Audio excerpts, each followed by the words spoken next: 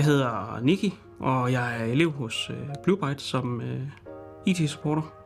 Min primære arbejdsopgave i hverdagen, det er forskelligt, men alt vedrører ligesom IT. Det kan være telefonsamtaler med kunder, svare på spørgsmål eller lave noget remote arbejde hos dem, udføre en opgave, som har været planlagt. Der kan også komme nogle ad hoc opgaver i løbet af dagen, en ticket, der er kommet ind.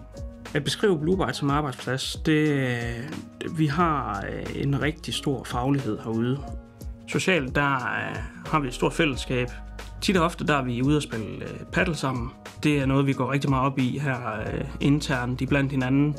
Vi holder både arrangementer, men vi har også en ugentlig dag, hvor der er vi et hold, der tager afsted og konkurrerer lidt mod hinanden i en omgang paddle.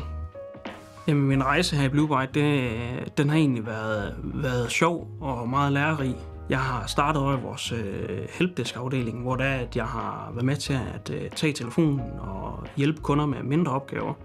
Og så på rejsen, så har vi simpelthen flyttet mig over i operationsafdelingen. Og her har jeg ligesom været med til at kunne få lov til at deltage i projekter og onboarding af kunder og lidt større og dybdegående opgaver, hvilket interesserer mig helt vildt. Det er helt vildt fedt, at der bliver sat sådan en tillid til en, om at nu er det på tide, at man ligesom tager næste skridt i sin rejse som IT-mand.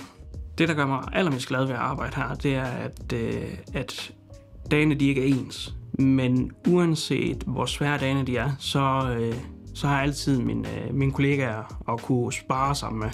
Det kunne være i forbindelse med et projekt, som jeg måske har lidt svært ved.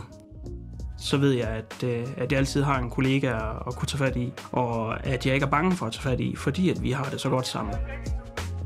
Hvis du står med tankerne om at søge ind, så skal du bare trykke, fordi at det her det er en arbejdsplads for alle, og alle de skal have en chance, og det får man her.